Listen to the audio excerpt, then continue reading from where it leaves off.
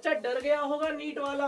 NEET वाले बच्चों को तो डराना आसान भी है, लेकिन यार अब आप मेरे पास हो। कई बच्चे मैथ नहीं करते हैं और उनको लगता है फिजिक्स आ जाएगी। मैं आज भी बोलता हूँ फिजिक्स नहीं आएगी। और अगर सीखना चाहते हो, नहीं आता तो कमेंट्स में डालो कि गुरुजी आपसे ही सीखना है बेसिक मैथमेटिक्स, अवकलन और समाकलन भी सौरभ सर से सीखो। नाला बोल दीजिए। पूछा है तो शराबी कितने समय के बाद गड्ढे में गिर जाएगा।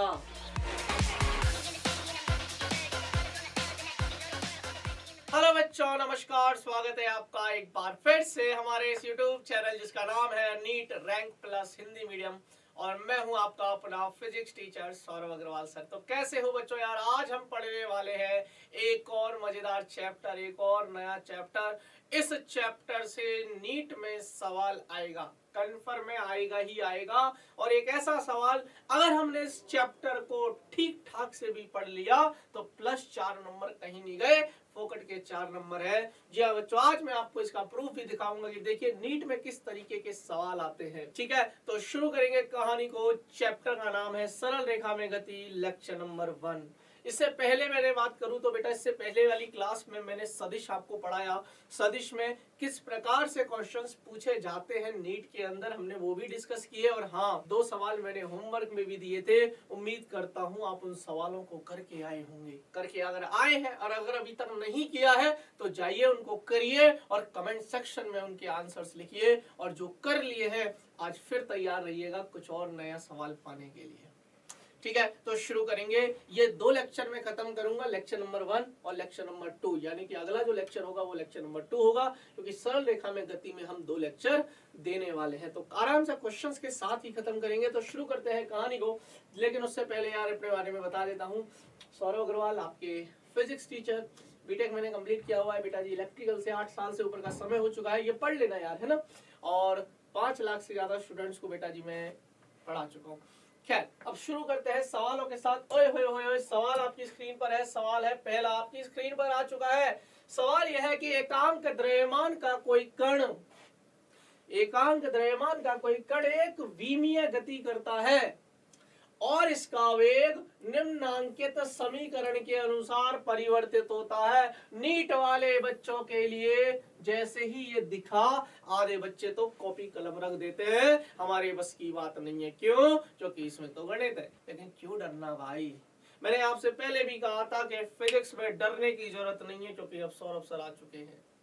इस सवाल में दिखाता हूं आपको कि करना क्या था, बस आपको बेसिक था बस ये। और ये सवाल आया हुआ है AIPMT 2015 में, जहां बीटा तथा n स्थिरांक है तथा x कण की स्थिति है। तो इस कण के त्वरण को हमें क्या ज्ञात करना है? त्वरण ज्ञात करना है। और हमें वेग दिया है, लेकिन ये जो वेग है वो स्थिति का फलन है, वेग समय का फलन नहीं है। तो मन में अगर आपके dv/dt आ रहा है तो दिमाग से निकाल देना। आपको मैं कॉन्सेप्ट समझाता हूँ, ये ऑप्शन है। आइए देखिए, हमें क्या दे रखा है, हमें v is a function of x दे रखा है। v वेग जो है वो x स्थिति का एक फलन है, और वो हमें दे रखा है बीटा x की घात -2n। बीटा है, ये b नहीं है। ठीक है, बीटा x की घात -2n। ठीक है, अब ध्यान से सुनना, कॉन्सेप्ट क्या बोलता है? वेग समय का फलन हो तो यार हम ये लिखेंगे, लेकिन यदि वेग स्थिति का फलन हो तब मैंने सिखाया था क्या त्वरण जो हम लिखते हैं वो लिखते हैं v × dv/dx। बोलो कितने बच्चों को ये कॉन्सेप्ट पता है? अब आपको त्वरण निकालना है, पर पहले वेग चेक करो कि क्या ये जो वेग है वो समय का फलन है। नहीं गुरुजी, ये वेग तो स्थिति का फलन है, ये वेग तो स्थिति का फलन है। ठीक है, अगर वेग स्थिति का फलन है तो हमें इस पर जाना पड़ेगा, कुछ नहीं करना। ये पहले dv/dx निकाल लेते हैं। dv/dx कैसे निकालते हैं? अवकलन आना चाहिए। बीटा स्थिरांक है तो बीटा को ऐसे ही रखेंगे।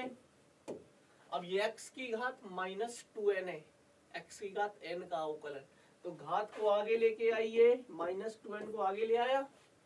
अरे घात को आगे लेके आइए, x को ऐसे ही रखिए, और घात में से ये घात थी, उसमें से एक कम कर दीजिए।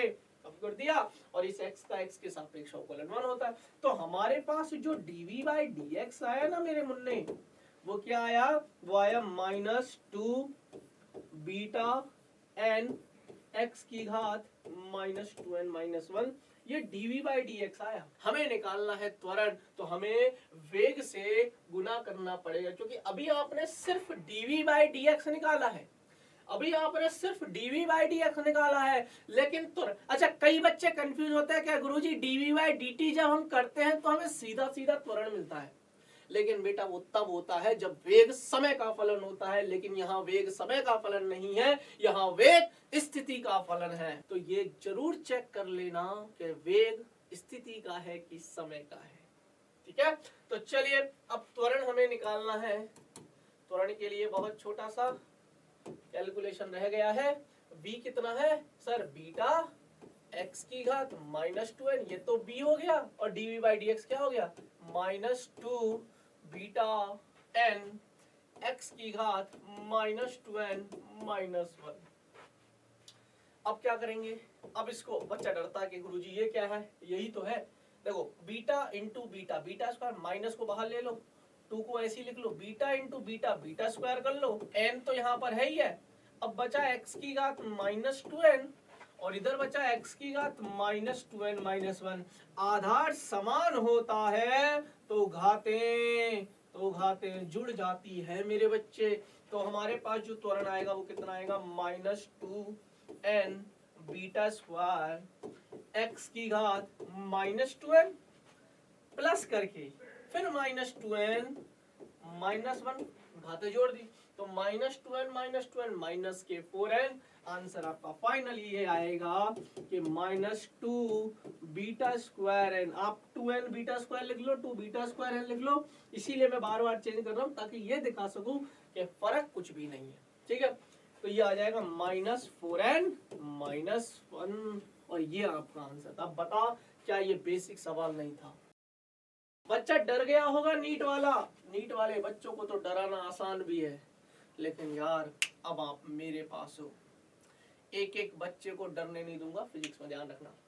और सवाल क्लियर किया, आंसर बता दो, -2n बीटा स्क्वायर x की घात -4n-1, ऑप्शन नंबर ए टिक करो। क्लियर? किसी को कोई शक?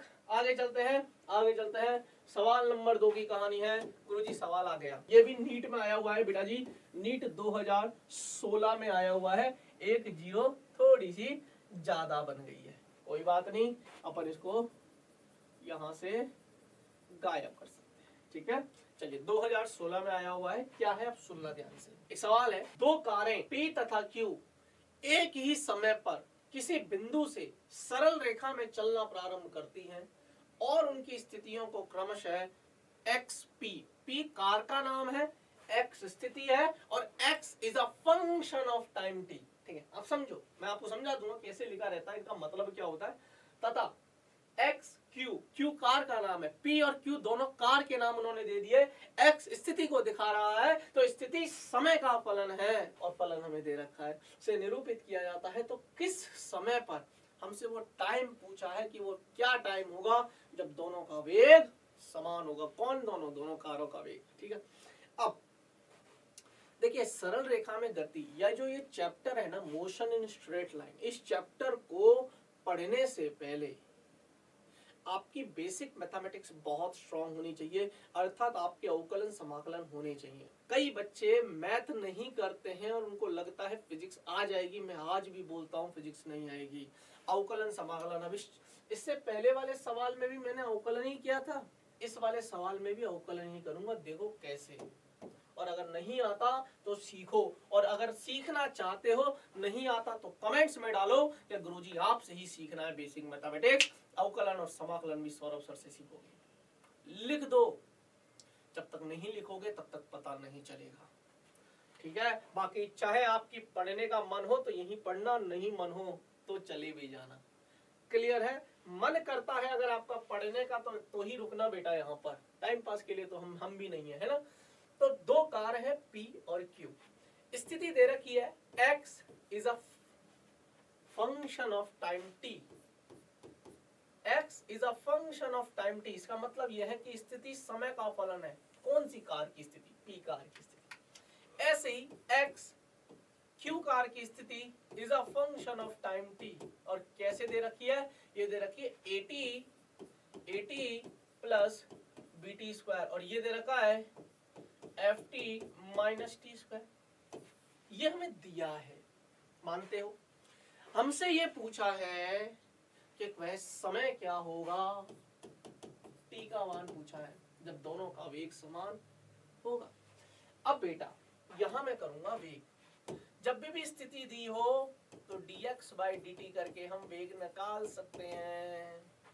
इसका अवकलन करना है, at का करोगे तो a आएगा, t का और t के सापेक्ष प्लस b को ऐसे ही रखोगे, t स्क्वायर का करोगे तो 2t आएगा, तो वेग आ गया। इसी प्रकार अगर आप vp आया है, ये है ना, जैसे स्थिति p की थी तो वेग भी तो p का ही आएगा, ऐसे स्थिति q की है तो वेग भी तो q का ही आएगा। अब एफ टी में एफ लिखोगे, टी का 1 हो जाएगा, माइनस टी स्क्वायर का करोगे तो ये आएगा 2t। हमें वी क्यू पता है, हमें वीपी पता है, और हमसे पूछा है वह समय क्या हो जब दोनों का वेग समान हो। दोनों को बराबर डाल दो, दोनों को बराबर डाल दो, तो करना क्या है बेटा जी? सवाल के हिसाब से वीपी बराबर है वी क्यू के, अर्थात ए प्लस 2bt बराबर है एफ माइनस 2t के। अरे देखना भाई, तो करना क्या है? इसको इधर ले आओ, इसको उधर ले जाओ तो 2bt माइनस 2t इधर आ जाएगा तो प्लस 2t, ये f तो है ही है, a को उधर ले जाओ। अब ये मत पूछना गुरुजी ये कैसे आते हैं, छोटी छोटी मैथमेटिक्स से, है ना। तो एक काम करते हैं, 2 कॉमन ले लेते हैं, t कॉमन ले लेते हैं, b प्लस 1 ही रह जाएगा बराबर f माइनस a रह जाएगा। करोगे क्या? t निकालना है आपको, निकल गया गुरुजी, f minus a divided by 2b plus 1। क्या यही आपका समय है? आइए ऑप्शन चेक करते हैं। t is equal to f minus a upon 2 into b plus 1। f minus, ये तो नहीं है, a माइनस f है, ये भी नहीं है, ये भी नहीं है, f minus a upon 2 into b plus 1 और 1 प्लस b। ठीक है, तो प्रश्न नंबर 2 कैसे लगा? और देखो नीट में आए हुए सवाल है, प्लस 4 नंबर, खत्म। इसलिए कह रहा हूँ आप पढ़िए, प्रीवियस ईयर्स के क्वेश्चंस के थ्रू ही रिवीजन कर रहा हूँ। यहाँ हमने अब 2 कॉन्सेप्ट सीखे। अगर हमें वेग स्थिति का फलन दिया हो, ये बहुत मेजर क्वेश्चन है, मेजर थ्योरी है। अगर वेग स्थिति का फलन हो तो आप v into dv by dx करोगे तब आपके पास त्वरण आएगा। लेकिन वहीं पर अगर वेग समय का फलन हो तो सीधा सीधा dv बाई dt कर लीजिए। क्लियर है? दूसरी चीज, अगर स्थिति दी हो, स्थिति से वेग निकालना हो, स्थिति समय का फलन है, स्थिति का फलन नहीं होगा, ऐसा फलन नहीं देंगे, वो स्थिति का ही फलन है, स्थिति समय का फलन देंगे, तब आप dx बाई dt करिए, वेग आ जाएगा। ठीक है, जो कि हमने इस सवाल में किया। तो याद रखना, जो मेन कॉन्सेप्ट अब बन के यहाँ से जो निचोड़ आया है, वो निचोड़ मैं आपको देना चाहता हूँ। तो जो कॉन्सेप्ट्स आपके निकल के आए वो ये है कि बेटा अगर आपके पास स्थिति पता हो, स्थिति समय के फलन के रूप में, और आपको वेग चाहिए, तो आप अवकलन करोगे। ये मेन कॉन्सेप्ट निकल के आया है। और ऑब्वियस सी बात है, अगर स्थिति समय का फलन है, अवकलन करोगे तो वेग भी समय का ही फलन आएगा। ठीक है, और वेग से अगर मुझे त्वरण चाहिए तो मैं फिर एक बार अवकलन करूंगा। मजा आना चाहिए फिजिक्स में। अब गुरुजी आपने ऐसा रास्ता हमें पकड़ाया है, ठीक है, लेकिन गुरुजी अगर उल्टा जाना हो तो, अगर हमें त्वरण दे दे और हमें वेग निकालना हो तो, तब बेटा जी हमारे पास समाकलन का रास्ता है, तब हम करेंगे समाकलन। ठीक है, तो अवकलन समाकलन क्लियर। एक कॉन्सेप्ट आपका ये सिखाया, और दूसरा, अगर वेग समय का फलन ना हो, जैसे यहां से आप तक अगर आपको पहुंचना था तो क्या किया? dv बाई dt किया। क्यों किया? क्योंकि वेग समय का फलन था। लेकिन वहीं अगर वेग स्थिति का फलन है, तो अब आपको अगर त्वरण निकालना होगा तो v into dv by dn, please इसको याद रखना। चले आगे। तो सवाल नंबर 2 खत्म हो गया है, कॉन्सेप्ट याद रखना। आगे चलते हैं, सवाल नंबर 3 आ चुका है। अब सवाल नंबर 3 थोड़ा सा डिफरेंट है। सवाल क्या है, सवाल को सुनते हैं कि कण इस प्रकार गति करता है कि इसके स्थिति निर्देशांक x, y निम्न प्रकार है। समय t बराबर 0 पर 2,3 xy तल में चल रहा है, क्योंकि xy दे रखा है हमें निर्देशांक, तो हम मान के चल रहे हैं कि xy तल में गति कर रहा है। t बराबर 2 सेकंड पर इसकी स्थिति 6,7 हो जाती है और t बराबर 5 सेकंड पर इसकी स्थिति 13,14 हो जाती है। आओ मेरे साथ सिखाता हूं एक और मजेदार फिजिक्स। और पूछा है t बराबर 0 से t बराबर 5 सेकंड तक औसत वेग क्या होगा। वेग पूछा है, चाल नहीं पूछी। फर्क है दोनों में, औसत चाल, औसत वेग। औसत चाल होती तो कुल दूरी बटे कुल समय कर लेता, औसत वेग है कुल विस्थापन बटे कुल समय करूंगा। और विस्थापन सिर्फ प्रारंभिक और अंतिम स्थिति पर निर्भर करता है, ना कि इस स्थिति पर कि कण कैसे कैसे गया है।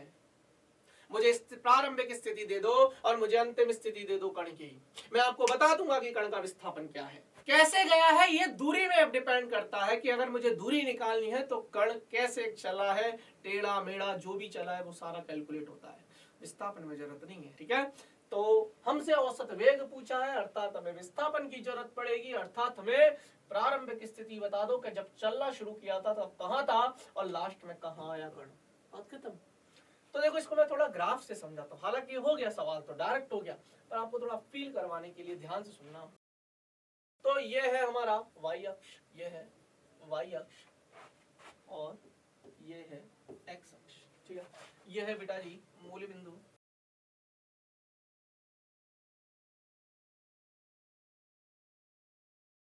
t बराबर 0 पर कण की स्थिति क्या थी। t बराबर 0 पर 2,3, 2 x और y है ना, अरे x पहला वाला x दूसरा वाला y, तो 2,3 मतलब यहां पर था कण आपका t बराबर 0 पर। बोल हाँ या ना। देखो मैं फील करवा रहा हूं। तो t बराबर 0 पर कण का जो स्थिति निर्देशांक था वो 2,3 था। अब आओ, अब हम बात करेंगे t बराबर 2 सेकंड पर। ये 6,7 पे चला गया, 6 ये रहा। ये t बराबर 2 सेकंड की कहानी है और ये 6,7 पर है। ठीक है, अब बात करते हैं t बराबर 5 सेकंड पर। ये 13,14, ये 13 है और ये 14 है।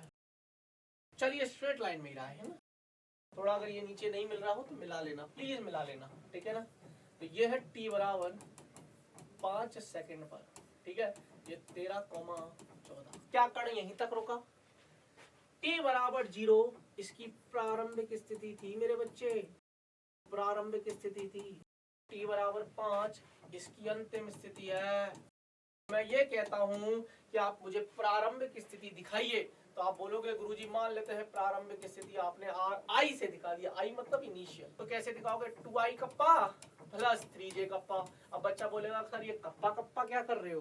बेटा पिछली क्लास नहीं देखी क्या, सदिश पढ़ाया था और उसमें बोला था कि i cap j cap k cap होते हैं, परंतु मैं कप्पा बोलूंगा। तो i cap j cap k cap ही है होने को, तो पर अपन बोलेंगे कप्पा, नॉट कटप्पा। ठीक है, तो r i आ चुका है, r फाइनल भी आ चुका है। अंतिम स्थिति कैसे लिखेंगे, 13i kappa plus 14j kappa. मुझे विस्थापन चाहिए, तो अंतिम स्थिति माइनस प्रारंभिक स्थिति। मुझे मतलब ही नहीं है कि कण किस तरीके से गया है, कण पहले कहां था और कण बाद में कहां, बस ये बता दो। और इन दोनों का माइनस करूंगा तो विस्थापन सदिश आ जाएगा। कितना आएगा, 13 में से 2 गए तो 11i कप्पा, 14 में से 3 गए तो 11j कप्पा। ये मेरा स्थिति सदिश है। दिस इज कॉल्ड विस्थापन। ये क्या आया, विस्थापन। मुझे क्या निकालना है, औसत वेग निकालना है मेरे लाडले, औसत वेग। तो v एवरेज, देखो v मतलब वेग, ab मतलब एवरेज, और चूंकि ये सदिश राशि है तो वेक्टर चिन्ह का इस्तेमाल। अब सदिश है तो विस्थापन भी हम, विस्थापन सदिश है तो विस्थापन कितना आया, 11i kappa plus 11j kappa. औसत वेग का फॉर्मूला कुल विस्थापन बटे कुल समय। कुल कितना समय था, t बराबर 0 से 5 सेकंड तक 5 ही तो समय हुआ, तो ये आ जाएगा बेटा जी 11/5 आई कप्पा आंसर 11/5 आई कप्पा प्लस जी कप्पा। हाँ या ना का जवाब दे। अब बच्चा ना डरता है, क्यों, क्या हो गया क्या हो गया क्या हो गया, सिंपल सवाल था यार, बोलो यार क्लियर है। चलें आगे चलते हैं गुरुजी, मजा आएगा। अगले सवाल पे चलते हैं, प्रश्न नंबर 4। ओए बड़ा ब्यूटीफुल, बड़ा खूबसूरत सा सवाल है, और सवाल ये है कि एक शराबी देखना ध्यान से सुनना इस सवाल को, बढ़िया सवाल है। मैं तो कह रहा हूँ आज 4 ही सवाल करेंगे, लेकिन ऐसे करेंगे तोड़ फोड़ मचा देंगे। 5वां सवाल क्या होने वाला है, 5वां सवाल आप लोग करोगे, इसको दे रहा हूँ होमवर्क। मैंने कहा था ना आपको आज भी सवाल होमवर्क में दूंगा, कुछ सवाल आज भी आपको होमवर्क में, तो लगा लो, पहले होमवर्क दे दिया मैंने, करके आना और आंसर बता देना। कितने बच्चे तैयार हैं गुरुजी, हम करेंगे इस सवाल, ठीक है। लेकिन मैं पहले चौथे नंबर का सवाल करवाता हूं कि एक शराबी, एक बेवड़ा एक सीधी सड़क पर चल रहा है, वह 5 कदम आगे और 3 कदम पीछे रखता है। चलने का तरीका बताऊंगा कैसे चलता है वो। उसके बाद वह फिर 5 कदम आगे और 3 कदम पीछे रखता है हर बार, क्योंकि बेवड़ा है ना, बेचारा बेवड़ा है, 5 आगे चलता है 3 पीछे आ जाता है, 5 आगे चलता है 3 पीछे आ जाता है। उन्होंने हिंट दी है कि इस प्रकार उसका जो प्रत्येक कदम है वो 1 मीटर लंबा है, उसका जो हर कदम है ना वो 1 मीटर लंबा है, और उसे रखने में 1 सेकंड का समय लगता है, यानी कि हर 1 मीटर चलने में 1 सेकंड का समय लगता है। तो पूछा है सड़क पर प्रारंभिक बिंदु से 11 मीटर दूरी पर एक गड्ढा है, नाला बोल दीजिए। पूछा है तो शराबी कितने समय के बाद गड्ढे में गिर जाएगा। चलिए आइए शुरू करते हैं सवाल को, और 4 ऑप्शंस आपको दे रखे हैं, 29 सेकेंड, 30, 21 सेकेंड, 37 सेकेंड, 31 सेकेंड। चलिए तो शुरू करेंगे कहानी को, ध्यान से सुनना। मैं आपको थोड़ा फील कराऊंगा, 3D में फील कराऊं क्या?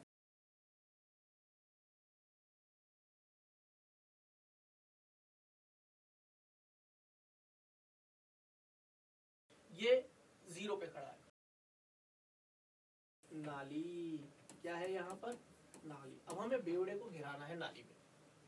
गिराने का तरीका क्या है, ये जो बेवड़ा है ये कैसे चलता है, ध्यान से सुनो बच्चे। ये जो शराबी है ये चलता कैसे है, ये पहले चला 5 कदम, 5 कदम आगे गया और फिर 3 पीछे आया। पहले 5 आगे गया और फिर 3 पीछे आया, तो फाइनली ये कहां पर है, फाइनली तो ये यहाँ पर ही है ना भाई। मैं 5 आगे चल के 3 पीछे आ जाऊं तो मैं तो यहीं पहुंचा ना, मैं 5 आगे नहीं गया हूं। गुरुजी आप अपने आप को क्यों ले रहे हो, कहीं आप ये तो नहीं हो बेवकूफ लड़के। सुनो समझ में आना चाहिए बेटा, ठीक है। तो 5 आगे गया 3 पीछे आया, यहाँ पर है बेवड़ा। अब समझो, इसमें समय नेगेटिव नहीं होता, अर्थात हर एक कदम 1-1 मीटर का है, ये दो एक के बाद 2, और हर 1 मीटर चलने में 1 सेकंड का समय लगता है, अर्थात 1 second, 2 second, 3 second, 4 second, 5 second, 5 के बाद 6, 7,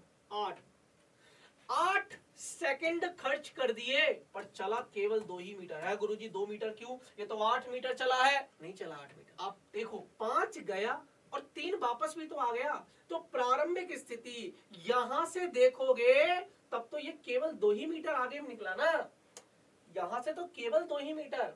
तो हमारा दिल क्या कहता है पता है, सर हर 1 मीटर चलने में 1 सेकंड लगता है, तो 2 मीटर चलने में 2 ही सेकंड खर्च होने चाहिए, 8 क्यों लेके।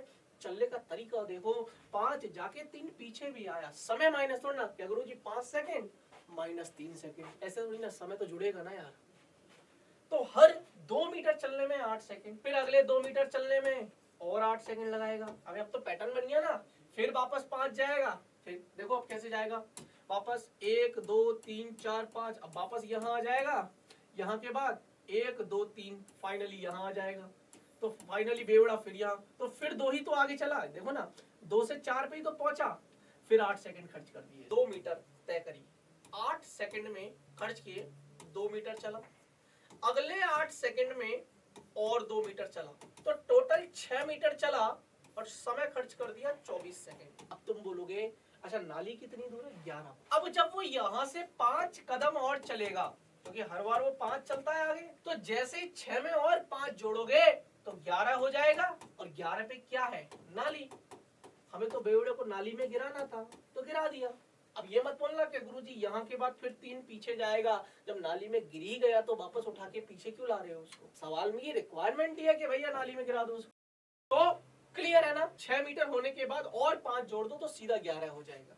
क्लियर है। और अब 5 कदम चलेगा और 5 कदम चलने में उसने मात्र खर्च किए 5 सेकंड, और तो 24 और 5 29 सेकंड में ये गिर जाएगा। आंसर आएगा 29 सेकंड। बढ़िया था यार, बढ़िया सवाल था भैया, मजा आया, बोलो यार। क्लियर है, चलें आगे।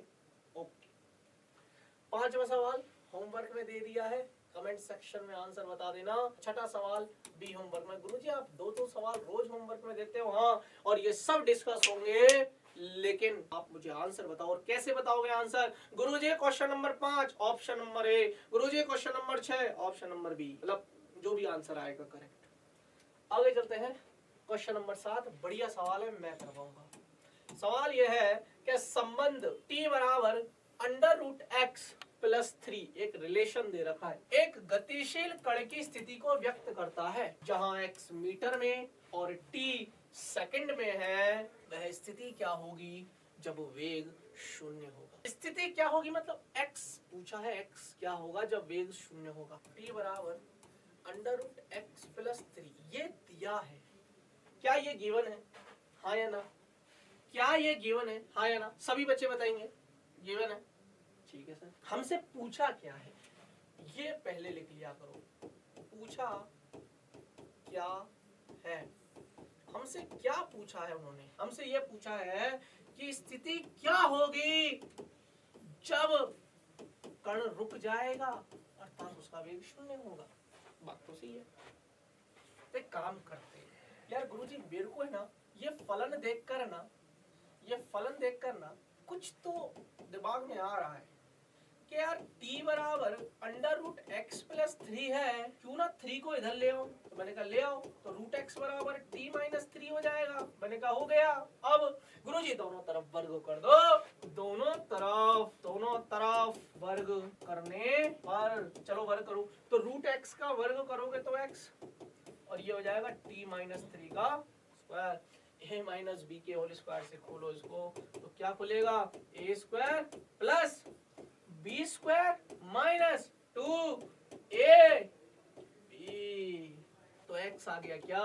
t square plus 9 - 60। अरे गुरुजी ये तो स्थिति समय का फलन है, स्थिति समय का फलन है। हमें वेग चाहिए, पहले वेग निकालेंगे और वेग करके 0 कर दूंगा, वहां से t आएगा, t को यहाँ रख दूंगा, x। क्या बात है, समझ में आया? तो हमको पहले कंफर्ट फलन में आना है जिसके साथ हम कुछ कर सकते हैं।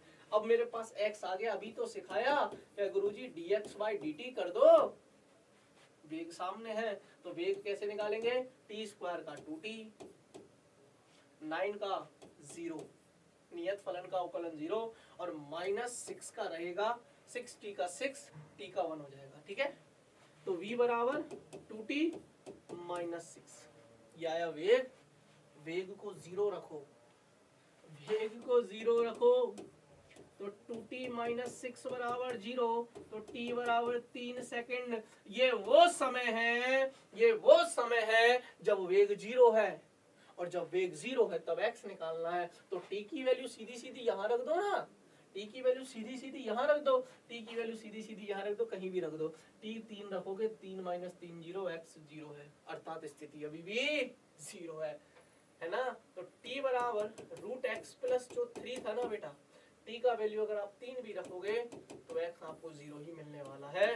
तो जब वेग 0 हो तब भी बेटा उसकी स्थिति 0 है। अब मेरा सवाल आप लोगों से थोड़ा गहरा है, पूछ लो। देखो कितना कंफ्यूजिंग सवाल।